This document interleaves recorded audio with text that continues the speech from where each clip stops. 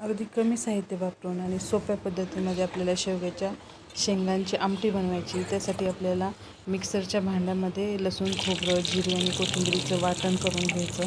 नंतर गॅसवरती मातीचं भांडं किंवा कढई ठेवून त्याच्यामध्ये आपल्याला ह्या वाटणाची फोडणी द्यायची. त्यामध्ये आपल्याला आपल्या मसाल्याच्या डब्यामध्ये जे मसाले असेल त्यामध्ये धना पावडर असेल, हळद, लाल मिरची पावडर आणि काळा मसाला घालून परतवून घ्यायचं. त्यामध्ये आपल्या शेवग्याच्या शेंगा घालून परत थोडंसं परतवून घ्यायचं. त्यानंतर भिजवलेली तुरीची डाळ आपल्याला त्याच्यामध्ये घालायची. या ठिकाणी आपण शिजवलेली तुरीची डाळसुद्धा आपण त्याच्यामध्ये घालू शकतो. हे सगळं व्यवस्थित मिश्रण परतल्यानंतर त्यामध्ये आपल्याला थोडंसं गरम पाणी घालायचं.